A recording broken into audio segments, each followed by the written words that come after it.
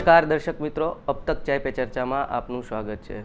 મિત્રો, હજી ગણાય એટલા દિવસોમાં તે વિશ્વ હોમિયોપેથિક દિવસની ખૂબ સારી રીતના આખા વિશ્વમાં ઉજવણી કરવામાં આવી હતી. પરંતુ કહેવાય છે ને કે આપણું રાજકોટ હવે મેડિકલનું હબ બનતું જાય છે. લોકોના સ્વાસ્થ્ય સંભાળમાં એક અગ્રેસર રાજકોટ થતું જઈ રહ્યું છે. ત્યારે લોકોના સ્વાસ્થ્યને લઈ અને ખાસ હાર્ટ એટેકના હાહાકારને નાથવા અત્યારે તમામે તમામ આપણા તબીબી ક્ષેત્રોએ કમર કસી છે. ત્યારે વિશ્વ હોમિયોપેથિક દિવસના ઉપલક્ષ્યમાં તારીખ 13 અને 14 એપ્રિલના LR શાહ ગાડી વિદ્યાપીઠ કોલેજે એક ખૂબ સરસ મજાની તાલીમ એક આપણા જાણીતા દેશના જે homeopathic cardiologist doctor Adil Chimthanwala sir દ્વારા ત્યાં તાલીમ આપવાની છે. ત્યારે એવી જ બે વ્યક્તિ આજે મારી સાથે જોડાઈ ગઈ છે. Principal doctor Arvind Jagdishchandra sir અત્યારે મારી સાથે જોડાઈ ગયા છે. સાથોસાથ કાર્ડિયોલોજિસ્ટ ડૉક્ટર આદિલ ચિમથાનવાલા પણ આપણી સાથે આજે સ્ટુડિયોમાં જોડાઈ ગયા છે. આ બંનેનું સ્વાગત છે સર. સર, આજે કહેવાય ને કે જે બાબત જે વિષય તમે ખૂબ સારી રીતે પસંદ કર્યો છે, દેશની અંદર આ અત્યારે બહુ મોટી સમસ્યા જોવા મળી રહી છે. આપણે કહી શકીએ કે કોવિડ કરતાં પણ ખૂબ વધારે અત્યારે હાર્ટ એટેકની સમસ્યાઓ જોવા મળી રહી છે. પહેલાં તો આ વિષયની પસંદગી સર કેવી રીતના કરવામાં આવી? બસ એ જ કે કોવિડ પછી અત્યારે દેશમાં દરેક ખૂણે ખૂણે હાર્ટ એટેકના કિસ્સાઓ એટલા બધા વધતા જાય છે કે જેની કોઈ સીમા નહીં, અને જેમાં આપણું ઘણું બધું યુવાધન એ મૃત્યુને ભેટી રહ્યું છે. ત્યારે મિનિમમ કે ન તકલીફવાળી હોમિયોપેથિક અને એલોપેથી દવાઓની સરખામણીમાં અતિ સસ્તી દવાઓ દ્વારા અમારા એકમાત્ર કહેવાતા હોમિયોપેથિક કાર્ડિયોલોજિસ્ટ ડૉક્ટર આદિલ ચિમઠાનવાલા, જેઓ નાગપુરમાં પ્રેક્ટિસ કરે છે, એમના ફાધર ડૉક્ટર કાસિમ ચિમઠાનવાલા પણ વર્ષોથી હોમિયોપેથી દ્વારા કેન્સર અને હાર્ટની તકલીફોની સારવાર કરી રહ્યા છે. એમના મધર પોતે ગાયનેકોલોજિસ્ટ હોવા છતાં હોમિયોપેથી દવાઓ પ્રેક્ટિસ કરે છે. ટૂંકમાં આ આખું કુટુંબ એ MBBS થયા પછી એ લોકો હોમિયોપેથી તરફ વળેલા છે. અને હોમિયોપેથી દવા એ અતિ સસ્તી અને બહુ ઓછામાં ઓછા ડોઝમાં દેવાતી દવા અને પેશન્ટને લાંબો સમય સુધી રાહત આપે છે. એટલા માટે અમે અત્યારે આ સળગતા પ્રશ્ન મુજબ અમે આ ટૉપિક નક્કી કરેલ છે. આદિલ સાહેબને અમે ડિસેમ્બર મહિનામાં અમે પૂછ્યું હતું કે સાહેબ આપને 10 અને 11 એપ્રિલ એ અનુકૂળ છે, ત્યારે સાહેબ બીજે બિઝી હતા. માટે અમે એમને 13 અને 14 તારીખનું પૂછ્યું અને સાહેબે અમને સહર્ષ હા પાડી. એટલે અમે આદિલ સાહેબની એપોઇન્ટમેન્ટ બુક કરી. આ રીતે રાજકોટમાં આપ આવ્યા છો. રાજકોટ તરફથી હું આપનું વોર્મ વેલકમ કરું છું. કેવું લાગ્યું રાજકોટમાં આવીને? આ મારી ચોથી વિઝિટ છે રાજકોટ, અને એઝ ઓલવેઝ ત્યાંનો પ્રેમ અને આ બધાના જે મિલનસારનો નેચર છે, અને રાજકોટ અને નાગપુરનો જે વેધર છે એ બિલકુલ સારખો જ છે.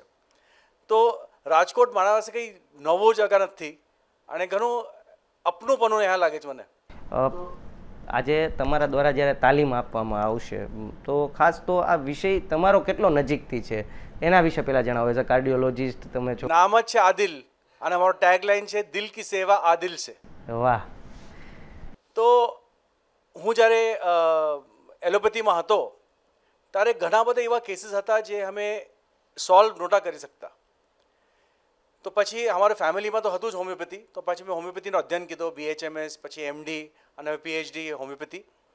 અને વિષય મારો હાર્ટનો પહેલાંથી આ હતો કે ભાઈ કેમ હાર્ટના પેશન્ટને અમે રાહત પહોંચાડી શકે.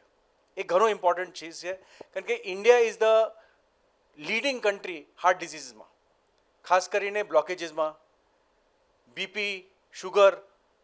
તો એટલા બધા પેશન્ટ છે અમારા પાસ, એમાં હોમિયોપેથી સુધારણા કરી શકે એ એક રિસર્ચનો અને સંશોધનનો એક વિષય થયો. અને કેટલા 25 વર્ષથી હું આના પર કામ કરું છું. અને पिछला 10 વર્ષથી બહુ વધારે નવા નવા ડ્રગ્સ આવી ચૂકેલા છે, જેનાથી અમે ખાસ કરી કોવિડ પછી તો અમે એટલા બધા પેશન્ટને રાહત આપી ચૂકેલા છે હોમિયોપેથીથી. હવે ઉદાહરણ કે ઠીક છે કે પેશન્ટને કોવિડ થયો હોય, કોવિડથી બહાર નીકળ્યા અને ઘણા જણને બ્લોકેજ થયો હોય, હાર્ટ એટેક બી આવી ગયો, એન્જિયોપ્લાસ્ટી બી થઈ ગયો, એ છતાં બી છાતીમાં દુખાવો બાકી જ છે, એ છતાં બી પાછી બ્લોકેજ થઈ ગયો, એ શું કરે એ પેશન્ટને? એવા બધા પેશન્ટને અમે સહાયતા કરે છે હોમિયોપેથીમાં. બીપી આ ઘણો કોમન છે બીપી, અને એ BP seen in young patients. ભાઈ ઠીક છે 60, 70, 80 વર્ષમાં તમે બીપી થાય તો 1 વર્ષ, પણ તમે 21, 20, 22 વર્ષમાં, 30 વર્ષ, 35 વર્ષમાં બીપી થાય અને તમને એક ગોળીથી 2 ગોળી, 4 ગોળી લેવી પડે, અને એ છતાં બી તમારી કિડની, હાર્ટ અને આંખો અને બીજાના પર અસર પડતો હોય અને અમે હોમિયોપેથીથી સુધારણા કરી શકે. I think homeopathy E should be use, અને આ એવા પેશન્ટમાં તો યુઝ કરવું જ જોઈએ. ડૉક્ટર આદિલ, આજે જોઈએ છીએ કે અલગ અલગ તારણો આવી રહ્યા છે હૃદયરોગના હુમલાઓના. ફર્સ્ટ ઓફ ઓલ તો આપની પાસેથી હવે જાણવું છે કે તમે શું રિસર્ચ કર્યું છે, શું તમારું એનાલિસ્ટ છે, શા માટે આજે આ હૃદયરોગના હુમલાઓ વધ્યા? જો હવે એટલા વર્ષોમાં અમે એક ચીજ જોયું કે સ્ટ્રેસ, તો સ્ટ્રેસ કહીએ તો બરાબર છે, પણ શું હમારા જનરેશનમાં સ્ટ્રેસ છે? हमारा જ્યારથી ઇન્સાન બોર્ન થયો ત્યારથી અલગ અલગ ટાઈપના સ્ટ્રેસ તો બાકી જ છે, but the stress management is not there. એટલે અમને સ્કૂલમાં એલ્જેબ્રા, જ્યોમેટ્રી બધું શીખાવે તો જ્યોગ્રાફી, પણ અમને સ્ટ્રેસ કેમ મેનેજ કરવાનું નહીં શીખવું. હવે તમે કેટલું બી કહો કે ભાઈ આર્ટિફિશિયલ ફૂડ છે, મને સવારે ઉઠવું પડે છે, 2 વાગે સૂવું પડે છે, મોબાઈલ છે, but that is a fact, અને એટલું જલ્દી લાઈફસ્ટાઈલ ચેન્જ થઈ નહીં શકતું. આ સંદર્ભમાં રહીને અમને ડિઝીઝ ફ્રી થવું પડશે. આમાં homeopathy plays a very important role, કારણ કે હોમિયોપેથી કોન્સ્ટિટ્યુશનલ મેડિસિન બી છે. એટલે અમે તમે સ્વભાવને જોઈને, તમારા શારીરિક ભૂખ, પ્યાસ બધું જોઈને અમે દવા આપી શકે છે. તો એકવાર જે અમે એ દવા આપી નાખું, ધીરે ધીરે ડોઝ વધારતા જઈએ, ધીરે ધીરે આખી જે સિમ્ટમ્સ છે એ કંટ્રોલમાં આવી જશે. કમ બી નહીં થાય, વધારે બી નહીં થાય, બટ કંટ્રોલમાં આવશે. દેટ ઇઝ અ વેરી અને મોસ્ટ ઇફેક્ટિવ કે એટલો દવા જે પેશન્ટ અફોર્ડ કરી શકે. આજકાલ પેશન્ટ અફોર્ડ બી નહીં કરી શકતો, એટલા વધારે આ છે. હવે તમે કહી શકો છો ઓબેસિટી, મોટાપા મને કમ કરું છું. અરે ભાઈ કેમ કમ કરવાનું? મેં ભૂકો રહું સાહેબ, નહીં જમતો, એક્સરસાઇઝ બી આખો દિવસભર રાતમાં એક્સરસાઇઝ, પછી બી સાહેબ વજન કમ નહીં થતું. એવામાં શું કરવું જોઈએ? અમે અગર હોમિયોપેથીની સહાયતા આપીને પેટ કમ કરી નાખે, હિપ્સ કમ કરી નાખે, જાંઘ કમ કરી નાખે, આઈ થિંક એક ઘણી મોટી એક સુવિધા થઈ શકે આ લાઈફસ્ટાઈલ ચેન્જીસના માટે. બટ સર, આપણી કોલેજની અંદર હવે હોમિયોપેથિક વિષય જ્યારે આપણે વિદ્યાર્થીઓને શીખવાડતા હોય છે, આ કાર્યક્રમ યોજીને કંઈક નવતર પ્રયોગ તમે કરી રહ્યા છો, હું માનું છું ત્યાં સુધી, તો થોડી કાર્યક્રમની રૂપરેખા જણાવો. આ અમે દર વર્ષે વર્લ્ડ હોમિયોપેથી દિના કાંતોકને અગાઉ અથવા તો સેમ દિવસે અથવા તો પછીના દિવસોમાં, કારણ કે વર્લ્ડ હોમિયોપેથી ડે ઓલમોસ્ટ આખી દુનિયાની અંદર 1 મહિના સુધી ઉજવાતો હોય છે, અને એના ભાગરૂપે અમે દર વર્ષે આ રીતે જુદા જુદા અગત્યના તજજ્ઞોને અમે બોલાવી અમારા વિદ્યાર્થીઓને હોમિયોપેથી બાબતમાં માહિતગાર કરીએ છીએ. અને એના ભાગરૂપે આ વખતે ડૉક્ટર આદિલ ચિમટાનવાલાને અમે નાગપુરથી બોલાવ્યા છે, જેઓ 13 અને 14 2 દિવસ એમના લેક્ચર્સ આપશે અને વિદ્યાર્થીઓને હોમિયોપેથી દવાઓની અસર, એના ડોઝ, એનાથી માહિતગાર કરશે, અને શું શું હોમિયોપેથીમાં આ સંદર્ભમાં નવું થઈ શકે અને હજી શું શું શોધન થઈ શકે એ સંદર્ભ માહિતગાર કરશે. જેના ભાગરૂપે 13 તારીખે ટોટલ 450 કરતાં વધુ વિદ્યાર્થીઓ અમારી કોલેજના જ આ બાબતથી માહિતગાર થશે, અને 14મી અને રવિવારે આખા ગુજરાત, સૌરાષ્ટ્ર અને રાજકોટમાંથી લગભગ 350 ડૉક્ટર્સ આવશે, જે આદિલ ચિમટાનવાલા સાહેબની તજજ્ઞતાનો લાભ લેશે અને માહિતગાર થઈ પોતાની જાતને હોમિયોપેથી વિષયમાં અપડેટ કરશે. ડૉક્ટર આદિલ, આપની પાસેથી જાણવું છે, આ વિષય એટલો ગહન વિષય થઈ ગયો છે, ત્યારે આની ચર્ચા કરવી ખૂબ જરૂરી છે. આપણે જોઈએ છીએ કે હવે CPR ટ્રેનિંગ જે રીતના આપવાની શરૂ થઈ, કે હવે જે આસપાસના વ્યક્તિ જો કોઈને કાંઈ હૃદયની કોઈને તકલીફ થાય તો મદદ કરી શકે. પહેલાં તો CPR જે ટ્રેનિંગ શરૂ થઈ એને તમે કેવી રીતના જોવો છો? હજુ આમાં કેટલા અવેરનેસના પ્રોગ્રામો કરવા જોઈએ? જો CPR ઇઝ એક એવી ટેકનિક છે જે તમે રોડ સાઈડ કે પોતાના ઘરે કે પોતાના ઓફિસમાં એક સાધારણ માણસ કોઈ બીજા માણસને બચાવી શકે. તો એ ટેકનિક તો ઘણી સિમ્પલ બી છે, તો એ બધાને શીખી લે, ખાસ કરીને ઓફિસીસમાં ને હવે કોઈને થાય કોઈ એવો ટાઈમ આવી જાય છે કે ઓફિસથી યા ઘરથી કોઈ પેશન્ટને હોસ્પિટલ લઈ જતા સુધા પ્રોબ્લેમ થઈ જાય છે. તો એ CPR techniques should be learn, બધાને શીખવી જોઈએ અને સિમ્પલ છે. બીજા હોમિયોપેથીના બાબત મને કહેવું એ છે કે ભાઈ હોમિયોપેથી ઇન્ડિયા એક જ દેશ છે અને અમે લકી છે કે ઇન્ડિયામાં છે કે BHMS જે હોમિયોપેથીની ડિગ્રી છે એ MBBSના લેવલમાં આપેલી છે, એટલે એનાથી નીચે બી નથી. તો જો સરકારે હોમિયોપેથીને BHMSને અને એના MDને સેમ લેવલ પર કીધું છે MBBSના ને MDના, તો આઈ થિંક કે હોમિયોપેથીમાં એટલી તાકાત હશે તો જ એક આવી શકે. હવે બીજું રિસર્ચ, તો અમે 25 યર્સથી એ જ રિસર્ચ કરે છે, અલગ અલગ નવી નવી મેડિસિન્સ લાવીને કે ભાઈ કેન વી રિપ્લેસ. ઘણીવાર શું છે કે એક માણસ એક બીમારી માટે 4-5 દવા લેતી હોય છે, તો ફાઇનાન્શિયલ લોડ તો વધશે જ. બીજું, એક જ રોગના માટે 5 દવા શું કામ, એને અમે કમ કરી શકે. લેવાનો પ્રોબ્લેમ, એક ગોળી એક કેપ્સ્યુલ કેટલી મોટી હોય છે, અમે શક્કરની ગોળી રિપ્લેસ કરી શકે. અને બીજું એક હજી ચીજ છે, ઘણા જણને એક ભ્રાંતિ છે કે હોમિયોપેથીને બહુ ટાઈમ લાગે છે કામ કરવામાં. તો મેં પહેલાં જ કહી દઉં કે હોમિયોપેથી ઇન્ડિયામાં આવી મહારાણા પ્રતાપના વજહથી, અને મહારાણા પ્રતાપને થયું severe diarrhoea which is an emergency. એક કંઈ બીજા મેડિસિન્સથી નહીં ઠીક થઈ રહ્યું હતું, એના માટે હોમિયોપેથી વોઝ કોલ્ડ, અને ત્યારથી આજ સુધી છે. તો હોમિયોપેથી ઇન્ડિયામાં આવી ક્રોનિક ડિઝીઝ માટે નહીં, ઇમરજન્સી ટેકલ કરવાના માટે. તો આજે અમે ફક્ત એટલું છે કે હાર્ટના ઇમરજન્સીસ, તો અટેક છોડી નાખો, પણ ચેસ્ટ પેન હોય, ગભરામણ હોય, યા શું કહે છે દિલમાં ધડધડ થતું હોય, બ્લીડિંગ હોય, એવી ઘણી બધા સિમ્ટમ્સ એવા છે જેના બીજા પેથીમાં ઈલાજ હોય યા ના હોય, પણ હોમિયોપેથીમાં તો છે. અને 25 યર્સથી અમે તો હવે એવિડન્સ સાથે કહી શકે છે કે ભાઈ સારી રીતે કામ કરે છે. એટલું જ છે કે હોમિયોપેથીમાં પહેલાં આવી જાઓ, એટલીસ્ટ પૂછી તો લો કે સાહેબ આપના પાસે કે દવા છે કે નહીં. ડૉક્ટર આદિલ, જ્યારે આવડો મોટો વર્ગ તમને સાંભળવાનો છે, 13 તારીખે 14 તારીખે વિદ્યાર્થીઓ સાંભળવાના છે, આજે અમારા દર્શક મિત્રો પણ આપને જોઈ રહ્યા છે, આ તાલીમની અંદર તમે ખાસ તો કયા વિષયની સાથે વધુ ચર્ચા કરવાના છો, શું એવી બાબતો છે કે જે તમે શેર કરવા માંગો છો? 3 ચીજ. નંબર 1, પોતે હોમિયોપેથ્સમાં કોન્ફિડન્સ હોવું જોઈએ કે હા મારા પાસે કોઈ હાર્ટનો પેશન્ટ આવે તો મેં ટ્રીટ કરી શકું. બીજું, ટ્રીટ જ નહીં, મને રિસર્ચ કરવું હોય તો કેમ રીતે રિસર્ચ કરીશ, શાના ઉપર રિસર્ચ કરીશ.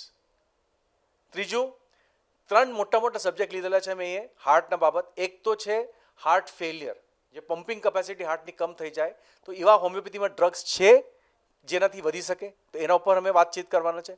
બીજું છે BP કંટ્રોલ, બ્લડ પ્રેશરમાં ઘણા 10 વર્ષમાં નવા હોમિયોપેથિક ડ્રગ્સ આવી ચૂકેલા છે જેનાથી BP કંટ્રોલ બહુ સારી રીતે થાય છે.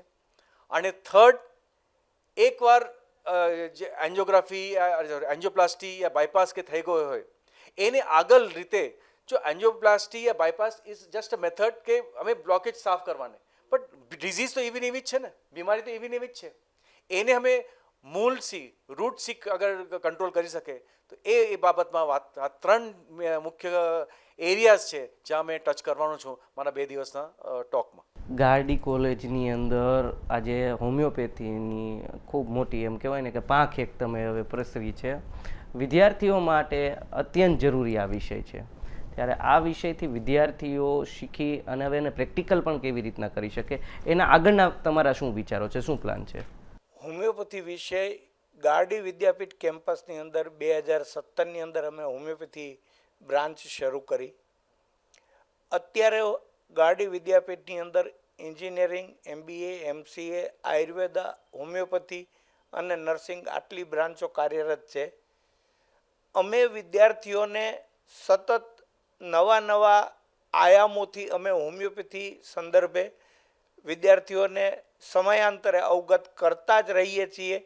અને દર વર્ષે એક આવો મોટો સેમિનાર આવા તજજ્ઞને ભારતમાંથી અમે બોલાવી અમે વિદ્યાર્થીઓના જ્ઞાનમાં વધારો કેમ અમે કરી શકીએ એ બાબત અમે હંમેશા ચિંતિત હોઈએ છીએ અને પ્રયત્નશીલ હોઈએ છીએ. ડૉક્ટર આદિલ, આપે વાત કરી મેદસ્વીતાની, તો વચમાં આપણે મેદસ્વીતાને પણ લઈએ. ભારતનું સૌથી મોટું હવે કહેવાય છે ને, નિષ્ણાંત તબીબો પણ કહી રહ્યા છે કે સ્વાસ્થ્ય સંકટ મેદસ્વીતા બને તોય ના નહીં. તો હોમિયોપેથી હવે કેવી રીતના એને જો અટકાવી શકે અથવા તો મેદસ્વીતાને ઘટાડવામાં એનું કંઈક રોલ શું રહેશે?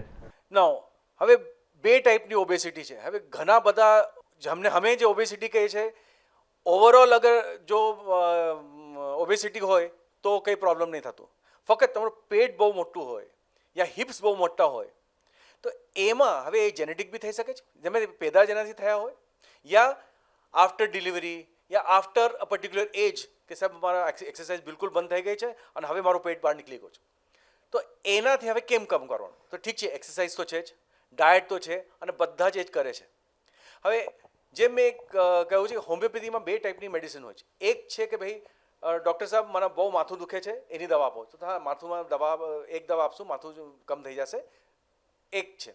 બીજી છે કે એ પેશન્ટના સ્વભાવ જાણીને, એના બનાવટ જાણીને એક અમે કોન્સ્ટિટ્યુશનલ મેડિસિન તૈયાર કરે છે. એના બધા સિમ્ટમ્સમાં હેલ્પ કરશે. તો જે એક કોન્સ્ટિટ્યુશનલ ટ્રીટમેન્ટ કરાવે તો ઓબેસિટીમાં, અને એના સાથે પછી એક્સરસાઇઝ કરો યા એના સાથે ડાયટ રિસ્ટ્રિક્શન કરો. અને કેવી રીતે ડાયટ રિસ્ટ્રિક્શન? હવે ડાયટ રિસ્ટ્રિક્શન બી નવા ડાયટ આવ્યા કરે છે. તો અમે નાગપુરમાં અમારા એકેડમીમાં ફોલો કરે છે બ્લડ ગ્રુપ ડાયટ, કે એક બ્લડ ગ્રુપના એક સ્પેસિફિક ટાઈપના ડાયટ જો એ ફોલો કરો તો બહુ હદ તક આ ઓબેસિટી અને એના સાથના કોલેસ્ટ્રોલ, શુગર, બીપી એ બધું આરામથી કંટ્રોલ થઈ જાય છે. અને પેશન્ટને શર્મિંદગી મહેસૂસ નહીં થતી કે સાહેબ हम 4 महीने से हम डाइट कर रहे, कुछ भी फर्क नहीं पड़ा. આ બધું આ કોમન સેન્ટેન્સ છે. તો પછી એને નિરાશા આવી જાય છે કે શું કરું, તમે એટલું તો કામ કરું છું પછી બી નહીં થતું. આમાં હોમિયોપેથી ઘણો મોટો રોલ પ્લે કરે છે. અને because we are discussing lifestyle disorder, તો લાઇફસ્ટાઇલ મીન્સ બોડીને ઠીક કરવાનો. એનો મતલબ એ નહીં કે આખા ફોકસ વેટ પર હોય, ફોકસ પેટના ઇંચ લોસ પર હોવો જોઈએ અને હિપ લોસ પર હોવો જોઈએ. તો આમાં હોમિયોપેથી ઘણું કારગર છે. ડૉક્ટર આદિલ, તમે હોમિયોપેથીને ઓતપ્રોત થઈ ગયા છો, આમ કહે તો ગોળીને પી ગયા છો. તો તમારા માટે એની ડેફિનેશન શું છે? આજે એક દર્શક મિત્રોને એની ઉપર પ્રકાશ પાડો. વોટ ઇઝ હોમિયોપેથી, શું છે, શા માટે હવે જરૂરી છે? આમ તો હોમિયોપેથી કહેવાય જાય તો ભાઈ એક બીજી એવી પેથી છે જેનાથી કોઈ બી રોગનો ઈલાજ થાય. આ ઘણું સરળ ડેફિનેશન છે. પણ એટલા વર્ષોથી homeopathy homeopathy is basically a lifestyle by itself. તમે હોમિયોપેથીને જો ફોલો કરો તો એને જન્મભર લેવું જ નહીં પડતું. કેમ કે હવે આજકાલ એમ થાય કે મને બીપી થયું હોય તો જન્મભર મને બીપી દવા લેવી પડે, એમ નથી. 1 વર્ષ 2 વર્ષ જો સ્પેસિફિક મેડિસિન તમે હોમિયોપેથી ફોલો કરો, કોન્સ્ટિટ્યુશનલ થેરેપી, તો ઘણા બધા રોગ એટલા કમ થઈ જાય, ઘણા બધા સિમ્ટમ્સ એટલા કમ થઈ જાય કે લાઈફ લોંગ તમને દવા નહીં લેવી પડતી. મારું તો માનવું છે કે જેમ જેમ ઉંમર વધે એમ દવાથી છુટકારો મળવો જોઈએ. ઉલટો ના થવું જોઈએ કે જેમ જેમ ઉંમર વધે તો મારી દવા વધતી જાય.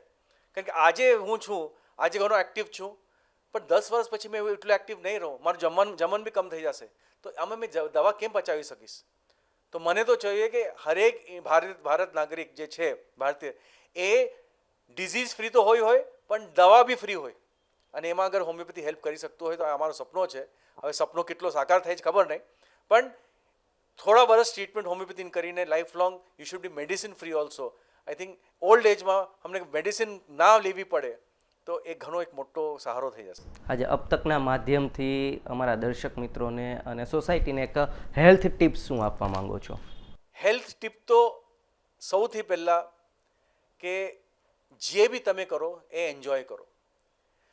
ઇન્સાન એક જ જાનવર છે, એક જ પ્રાણી છે જે ટાઈમ જોઈને જમન જમે છે, ભૂખ જોઈને નહીં જમતો. તો જ્યારે ભૂખ લાગે ત્યારે જમન જમો. બીજું, મનથી જમન જમો. બિકોઝ બે વે જમન ઇઝ નોટ ઓનલી ધીસ, અહીંયા બી એટલે આહાર ને વિચાર બે વે સાથમાં હોય સાથે, તો આઈ ડોન્ટ થિંક કે હેલ્થ ફોર ઓલ જે અમે એમ કરે છે ઇટ ઇઝ રિયાલિટી.